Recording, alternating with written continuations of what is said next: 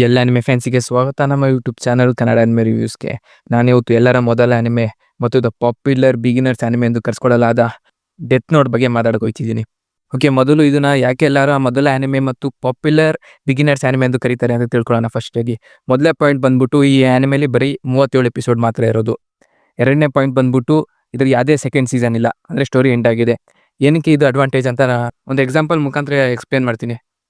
Imagine ಮಾಡ್ಕೊಳ್ಳಿ, ನಿಮ್ಮ friend ಬಂದ್ಬಿಟ್ಟು ಏನು ಬ್ರೋ ಬರೀ ಗೊಂಬೆದೆ ಡಿ ಪಿ, ಗೊಂಬೆದೆ ವಾಲ್ ಪೇಪರ್, ಏನು ಬರೀ ಚಿಕ್ಕ ಮಕ್ಳ ಥರ ಗೊಂಬೆ ನೋಡ್ಕೊಂಡು ಕೂರ್ತಿಯಲ್ಲ ನೀನು ಅಂತ ಕೇಳ್ತಾನೆ. ಓಕೆ, ಬೇರೆ ಕಡೆ ಅಟ್ಲೀಸ್ಟ್ ಇದನ್ನು ಕಾರ್ಟೂನ್ ಅಂತಾರ ಹೇಳ್ತಾರೆ, ನಮ್ಮ ಕಡೆ ಗೊಂಬೆ ಅಂತಾರೆ. ಅವರಿಗೆ ಫಸ್ಟು ಈ ಗೊಂಬೆ ಅಲ್ಲ, ಇದನ್ನು ಕಾರ್ಟೂನ್ ಅಂತಾರ ಅರ್ಥ ಮಾಡಿಸ್ಬೇಕು. ಬ್ರೋ ನೀ ಯಾವ್ದಾರ ಕಾರ್ಟೂನ್ ನೋಡಿದ್ಯಾ? ಚಿಕ್ಕ ವಯಸ್ಸಲ್ಲಿ ಒಂದು 2 ನೋಡಿದ್ದೆ, ಪೊಕಿಮಾನ್, ಶಿನ್ಚಾನ್, ಡೋರೆಮಾನ್, 3-4 ನೋಡಿದ್ದೀನಿ ಈ ಥರನೇ. ಅದರಲ್ಲಿ ಏನು ಸ್ಟೋರಿ ಸಂಬಂಧ ಇರಲ್ಲ, ಒಂದು ಎಪಿಸೋಡ್ ನೋಡಾದ್ಮೇಲೆ ಇನ್ನೊಂದು ಎಪಿಸೋಡ್ಗೂ ಸಂಬಂಧ ಇರಲ್ಲ, ಬರೀ ಕ್ಯಾರೆಕ್ಟರ್ ಮಾತ್ರ ಸೇಮ್ ಇರುತ್ತೆ. ಅವನು ಆ ಥರ ಹೇಳಿದಾಗ ನೀವೇನು ಮಾಡಬೇಕು ಅಂದರೆ, ಬ್ರೋ ಇದೊಂದು ಕಾರ್ಟೂನ್ ನೋಡು, ಬರೀ 37 ಎಪಿಸೋಡ್ ಇರೋದು, ಇಷ್ಟ ಆಗಲಿಲ್ಲ ಅಂದರೆ ನಿಂಗೆ ಗೊತ್ತಾಗುತ್ತೆ ಯಾವ ಥರ ಸ್ಟೋರಿ ಕಂಟಿನ್ಯೂಸ್ ಆಗಿರುತ್ತೆ. ಡೋರೆಮಾನ್, ಶಿನ್ಚಾನ್ ಥರ ಡಿಫ್ರೆಂಟ್ ಸ್ಟೋರಿ ಅಲ್ಲ, ಒಂದು ಎಪಿಸೋಡಿಗೆ ಇನ್ನೊಂದು ಎಪಿಸೋಡು ನೋಡಲೇಬೇಕು. ನೀನು ಫಸ್ಟ್ ಎಪಿಸೋಡ್ ನೋಡಿದ್ರೆ ಡೈರೆಕ್ಟ್ ನೀನು 3rd ಎಪಿಸೋಡ್ ನೋಡ್ಕೊಳ್ಳೋ, ಸೆಕೆಂಡ್ ಎಪಿಸೋಡ್ ನೋಡಲೇಬೇಕು. ಕಂಟಿನ್ಯೂಸ್ ಸ್ಟೋರಿ ಆಗಿರುತ್ತೆ. 2 ಎಪಿಸೋಡ್ ನೋಡು, ಫೋರ್ಸ್ ಇಲ್ಲ. ಇಷ್ಟ ಆಗಲಿಲ್ಲ ಅಂದರೆ ಬಿಟ್ಬಿಡು. ನೀವು ಅವನಿಗೆ ಆ ಥರ ಹೇಳ್ಬಿಟ್ಟು ಕನ್ವಿನ್ಸ್ ಮಾಡಬೇಕು. ಅವನು ಕನ್ವಿನ್ಸ್ ಆಗಿ 2 ಎಪಿಸೋಡ್ ನೋಡ್ತಾನೆ. 2 ಎಪಿಸೋಡ್ ನೋಡಾದ್ಮೇಲೆ ಅವನಿಗೆ ಗೊತ್ತಾಗುತ್ತೆ ಏನೋ ಇದೆ ಇದರಲ್ಲಿ, ಸ್ಟೋರಿ ಕಂಟಿನ್ಯೂಸ್ ಇದೆ, ನೋಡಬೇಕು ಅಂತ. ಅವನು ಕಂಟಿನ್ಯೂಸ್ ಆಗಿ 10 ಎಪಿಸೋಡ್ ನೋಡ್ಬಿಡ್ತಾನೆ. ಹಂಗೆ 10 ಎಪಿಸೋಡ್ ನೋಡಾದ್ಮೇಲೆ ನಿಮಗೆ ಹೇಳ್ತಾನೆ, ಬ್ರೋ ತುಂಬ ಬೋರಿಂಗ್ ಆಯ್ತಿದೆ, ಏನು ಅಷ್ಟೇನು ಇಷ್ಟ ಆಯ್ತಲ್ಲ, ಬಿಡ್ತೀನಿ ಅಂತ. ಆವಾಗ ನೀವು ಅವನಿಗೆ ಹೇಳಬೇಕು, ಬ್ರೋ ಮುಂದೆ ನೋಡು, ಒಂದು ಬೆಂಕಿ ಟ್ವಿಸ್ಟ್ ಇದೆ, ಆ ಟ್ವಿಸ್ಟ್ ಇಷ್ಟ ಆಗಲಿಲ್ಲ ಅಂದರೆ ಬೇಕಾದ್ರೆ ಕ್ವಿಟ್ ಮಾಡಿಬಿಡು ಅಂತ ಈ ಥರ ಹೇಳ್ಬಿಟ್ಟು ಮತ್ತೆ ಅವನನ್ನು ನೀವು ಕನ್ವಿನ್ಸ್ ಮಾಡಬೇಕು. ಓಕೆ, ಅವನು ಕನ್ವಿನ್ಸ್ ಆಗಿ ಮತ್ತೆ ಶುರು ಮಾಡ್ತಾನೆ ನೋಡೋಕ್ಕೆ. ಆಮೇಲೆ ಇನ್ನು ಕಂಟಿನ್ಯೂಸ್ ಆಗಿ 10 ಎಪಿಸೋಡ್ ನೋಡ್ತಾನೆ. ಮತ್ತೆ ಹೇಳ್ತಾನೆ ಅವನು, ಬ್ರೋ ಮತ್ತೆ ಬೋರ್ ಆಯ್ತಿದೆ ಬ್ರೋ, ಇದೇನು ಇದು ನೋಡು ಬ್ರೋ, ಇನ್ನು 10 ಎಪಿಸೋಡ್ ಇದೆ, ಸ್ಟೋರಿನೂ ಮುಗ್ದೋಗ್ಬಿಡುತ್ತೆ, ಅದೇ ಸೆಕೆಂಡ್ ಸೀಸನು ಇಲ್ಲ, ಒಂದು ಆ್ಯನಿಮೆ ಫುಲ್ ಕಂಪ್ಲೀಟ್ ಮಾಡ್ದಂಗೆ ಆಗುತ್ತೆ, ನೀನು ನೋಡ್ಬಿಡು ಅಂತ. ಅವನು ಕೂಡ ಏನು 10 ಎಪಿಸೋಡ್ ಅಲ್ವಾ, ನೋಡ್ಬಿಡೋಣ ಅಂತ ನೋಡೋಕೆ ಮತ್ತೆ ಶುರು ಮಾಡ್ತಾನೆ. ಇದೇ ರೀತಿ ಅವನು ಸಕ್ಸಸ್ಫುಲ್ ಆಗಿ ಒಂದು ಆ್ಯನಿಮೆ ನೋಡ್ತಾನೆ.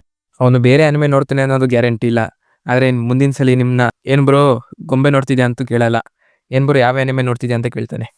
ಇವೆರಡು ಪಾಯಿಂಟಿಂದ ಸುಮಾರು ಜನದ ಫಸ್ಟ್ ಆ್ಯನಿಮೆ ಡೆತ್ ನೋಟ್ ಆಗಿದೆ. ಓಕೆ, ಈ ವಿಡಿಯೋದ 2ನೇ ಪಾರ್ಟಿಗೆ ಬರೋದಾದರೆ ಡೆತ್ ನೋಟ್ ರಿವ್ಯೂ. ರೀಸೆಂಟಾಗಿ ಇದ್ರ ಅಫಿಷಿಯಲ್ ಹಿಂದಿ ಡಬ್ ಕೂಡ ಬಂದಿದೆ, ಅದನ್ನು ಕೂಡ ನೀವು ನೋಡ್ಬೋದು. ಸ್ವಲ್ಪ ಸ್ಟೋರಿ ಬಗ್ಗೆ ಮಾತಾಡೋದಾದರೆ, ನಮ್ಮ ಮೇನ್ ಕ್ಯಾರೆಕ್ಟರ್ ಲೈಟ್ ಯಾಗಾಮಿ ಒಂದು ನಾರ್ಮಲ್ ಹೈಸ್ಕೂಲ್ ಸ್ಟೂಡೆಂಟ್ ಆಗಿರ್ತಾನೆ.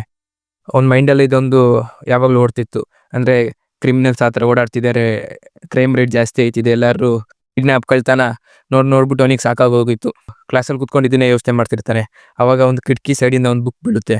ಆ ಬುಕ್ನ ನೋಡ್ತಾನೆ ಇವನು. ಆ ಬುಕ್ನ ಹೋಗ್ಬಿಟ್ಟು ತಗೊಳ್ತಾನೆ. ಆ ಬುಕ್ಕೆ ಡೆತ್ ನೋಟ್.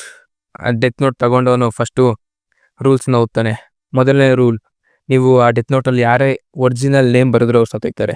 ಆದರೆ ಒಂದು ಕಂಡೀಷನ್ ಇದೆ, ನೀವು ಮುಖ ನೋಡಿರ್ಬೇಕು, ಮುಖ ಮತ್ತು ಅವರ ಒರಿಜಿನಲ್ ನೇಮ್. ಅವರ ಮುಖ ನೀವು ನೋಡಿರ್ಬೇಕು. ಆ ಮುಖ ನೀವು ಮನಸ್ಸಲ್ಲಿ ಯೋಚನೆ ಮಾಡಿಕೊಂಡು ಅವರ ಒರಿಜಿನಲ್ ನೇಮ್ನ ಆ ಬುಕ್ಕಲ್ಲಿ ಬರೆದ್ರೆ ಅವ್ರು ಸತ್ತೋಗ್ತಾರೆ. ನೀವು ಯಾವ ಥರ ಸಾಯಬೇಕು ಅಂತಲೂ ಬರಿಬೋದು, ಅಂದರೆ ಬಿಲ್ಡಿಂಗ್ ಮೇಲಿಂದ ಹಾರ್ಬಿಟ್ಟು ಅಥವಾ ನೀರಲ್ಲಿ ಮುಳುಗ್ಬಿಟ್ಟು, ಅಂದರೆ ಅನ್ಪ್ರಿಡಿಕ್ಟಬಲ್. ನೀವು ಯಾವ ರೀತಿಯಲ್ಲಿ ಬೇಕಾದ್ರೆ ಅವ್ರನ್ನ ಸಾಯಿಸ್ಬೋದು. ನೀವು ಇಂಪಾಸಿಬಲ್ ಟಾಸ್ಕ್ನ ಬರೆಯೋಕ್ಕಾಗಲ್ಲ ಇದರಲ್ಲಿ. ಒಬ್ಬ ವ್ಯಕ್ತಿ ಜಪಾನಲ್ಲಿರೋನು ಅಮೆರಿಕಾಗೆ ಹೋಗಿ 1 ಗಂಟೆಲಿ ಸಾಯೋಕ್ಕಾಗಲ್ಲ, ಸ್ವಲ್ಪ ಕಂಡೀಷನ್ ಇದೆ. ಆವಾಗ ಅವನು ಡಿಫಾಲ್ಟ್ ಆಗಿ ಹಾರ್ಟ್ ಅಟ್ಯಾಕ್ ಆಗಿ ಸತ್ತೋಯ್ತಾನೆ. ನೀವು ಯಾವುದೇ ಕಾರಣ ಮೆನ್ಷನ್ ಮಾಡಿಲ್ಲ ಅಂದರೂ ಅವನು ಹಾರ್ಟ್ ಅಟ್ಯಾಕ್ ಆಗಿ ಸತ್ತೋಯ್ತಾನೆ. ಲೈಟ್ ಯಾಗಾಮಿಗೆ ಒಂದು ಅಡ್ವಾಂಟೇಜ್ ಇತ್ತು, ಯಾಕಂದರೆ ಅವರ ಅಪ್ಪ ಒಂದು ಪೊಲೀಸ್ ಆಫೀಸರ್ ಆಗಿ ಕೆಲಸ ಮಾಡ್ತಿದ್ರು. ಹಾಗಾಗಿ ಅವನು ಯಾವ ಕ್ರಿಮಿನಲ್ ಬ್ಯಾಕ್ಗ್ರೌಂಡ್ ಎಲ್ಲ ತಿಳ್ಕೊಂಡಿದ್ದಾನೆ ಮುಂಚೆ. ನಿಮ್ಗೊಂದು ಪ್ರಶ್ನೆ ಇರ್ಬೋದು, ಒಂದು ಯಾರ್ದಾರ ನೇಮ್ ಈ ಬುಕ್ ಮೇಲೆ ಬರೆದ್ರೆ ಅವ್ರು ಹೆಂಗೆ ಸಾಯ್ತಾರೆ ಅಂತ. ಇದಕ್ಕೆ ಅವರು ಆ್ಯನಿಮೇಲ್ ಆನ್ಸರ್ ಕೊಟ್ಟಿದ್ದಾರೆ. ಯಾರಾದರೂ ಆ ಬುಕ್ನ ಮುಟ್ಟಿದ್ರೆ ಅವನಿಗೊಂದು ಶಿನಿಗಾಮಿ ಕಾಣಿಸುತ್ತೆ. ಇಲ್ಲಿ ನಮ್ಮ ಲೈಟ್ ಯಾಗಾಮಿಗೆ ಸಿಗೋ ಶಿನಿಗಾಮಿನೇ ರ್ಯೂಕ್. ಇವನಿಗೆ ಆ್ಯಪಲ್ ತಿನ್ನೋದಂದರೆ ತುಂಬ ಇಷ್ಟ. ಅಂದರೆ ಇವನು ಕೇವಲ ಡೆತ್ ನೋಟ್ ಯಾರು ಮುಟ್ತಾರೆ ಅವ್ರಿಗೆ ಮಾತ್ರ ಕಾಣಿಸೋದು, ಮಿಕ್ತವ್ರಿಗೆ ಯಾರಿಗೂ ಕಾಣಿಸಲ್ಲ. ಇವನ್ ಮಾತು ಯಾರಿಗೂ ಕೇಳಿಸೋದು ಇಲ್ಲ. ನಮ್ಮ ರ್ಯೂಕ್ ಹೆಲ್ಪಿಂದ ನಮ್ಮ ಲೈಟ್ ಯಾಗಾಮಿ ಡೆತ್ ನೋಟ್ ಬಗ್ಗೆ ತುಂಬ ಡೀಪಾಗಿ ತಿಳ್ಕೊಳ್ತಾನೆ. ಮತ್ತು ಇದರ ರೂಲ್ಸ್ ಕೂಡ ಮಾಡಿಫೈ ಮಾಡ್ಬೋದು ಅಂತಲೂ ತಿಳ್ಕೊಳ್ತಾನೆ. ಯಾವ ಥರ ಒಂದು ರೂಲ್ಸ್ ಮಾಡಿಫೈ ಮಾಡ್ತಾನೆ, ಏನು ನಿಜವಾದ ಪರ್ಪಸ್ ಏನು ರ್ಯೂಕ್ದು, ಏನಕ್ಕೆ ಅವನು ಡೆತ್ ನೋಟ್ನ ಬೀಳ್ಸಿದ್ದು ಎಲ್ಲ ಈ ಆ್ಯನಿಮೇಲ್ ತಿಳ್ಕೊಬೋದು. ತಡೆಯೋಕೆ ಯಾರ್ಯಾರು ಬರಬೇಕಲ್ಲ, ಅವನೇ ಬರೋದು ಒಬ್ಬ ಬ್ರಿಲಿಯಂಟ್ ಡಿಟೆಕ್ಟಿವ್. ಈ ಇಬ್ಬರು ಮಧ್ಯದಲ್ಲಿ ರೈವಲ್ರಿ ನೋಡ್ಬೇಕು ನೀವು. Light Yagami versus suspense build ಮಾಡೋದಿರ್ಬೋದು. ಆ ರೈವಲ್ರಿ ಒಂದೊಂದು ಸ್ಟೆಪ್ ಮುಂದೆ ಅವ್ರು ಯೋಚನೆ ಮಾಡ್ತಿರೋದು, ಇವನೇನು ಯೋಚನೆ ಮಾಡ್ತಿದ್ದಾನೆ, ಅದೇ ಫುಲ್ ಸಸ್ಪೆನ್ಸ್ ಆಗಿ ತುಂಬ ಹೈಪ್ ಮಾಡಿದೆ ಆ್ಯನಿಮೆ. ಈ ಆ್ಯನಿಮೆಗೆ ಯಾವುದೇ ಸೀಸನ್ 2 ಇಲ್ಲ. ಇದೊಂದು ಅಡ್ವಾಂಟೇಜ್ ಕೂಡ ಹೌದು ಮತ್ತು ಡಿಸಡ್ವಾಂಟೇಜ್ ಕೂಡ ಹೌದು. ತುಂಬ ಫ್ಯಾನ್ಸಿಗೆ ಈ ಸೀಸನ್ 2 ಬೇಕಾಗಿತ್ತು, ಯಾಕಂದರೆ ತುಂಬ ಜನ ಫ್ಯಾನ್ಸ್ ಸೀಸನ್ 2ನ ಎಕ್ಸ್ಪೆಕ್ಟ್ ಮಾಡ್ತಿದ್ರು. ಆದರೆ 2020 ಒಂದು 1 ಶಾಟ್ ಮಾಂಗ ರಿಲೀಸ್ ಮಾಡಿರ್ತಾರೆ. ಅದರಲ್ಲಿ ನಮ್ಮ ಮೇನ್ ಕ್ಯಾರೆಕ್ಟರ್ ಬೇರೆ ವ್ಯಕ್ತಿ ಆಗಿರ್ತಾನೆ. ಅವನೇನು ಮಾಡ್ತಾನೆ ಅಂದರೆ ಆ ಡೆತ್ ನೋಟ್ನ ಮಾರ್ಬಿಡ್ತಾನೆ ಸಿಕ್ಕ ತಕ್ಷಣ. ಸೀದಾ ಗೌರ್ಮೆಂಟಿಗೆ ಸೆಲ್ ಮಾಡ್ತಾನೆ. ಯಾವಾಗ ಗೌರ್ಮೆಂಟಿಗೆ ಸೆಲ್ ಮಾಡ್ತಾನೆ ಮತ್ತು ಎಲ್ಲ ಗೌರ್ಮೆಂಟ್ ಕೂಡ ಕಾಂಪಿಟೇಷನ್ ಇನ್ಕೊಂತವೆ, ನಾನು ಬುಕ್ ತಗೊಳ್ತೀನಿ ಡೆತ್ ನೋಟ್ನ ಅಂತ. ನಿಮ್ಗೇನಾದರೂ ಮಾಂಗದ ಎಕ್ಸ್ಪ್ಲನೇಷನ್ ಬೇಕು ಅಂದರೆ ಕಮೆಂಟ್ ಮಾಡಿ ಪಾರ್ಟ್ 2 ಆ ಮಾಂಗ ಎಕ್ಸ್ಪ್ಲನೇಷನ್ ಮಾಡೋಕ್ಕೆ ಟ್ರೈ ಮಾಡ್ತೀನಿ. ನೋಟ್ ಆ್ಯನಿಮೆ ನಿಮ್ಗೆ ಹೇಗೆ ಅನಿಸ್ತು ಮತ್ತು ನಿಮ್ಮ ಮೊದಲ ಆ್ಯನಿಮೆ ಯಾವುದು ಅಂತ ಕಮೆಂಟ್ ಮಾಡಿ ತಿಳಿಸಿ.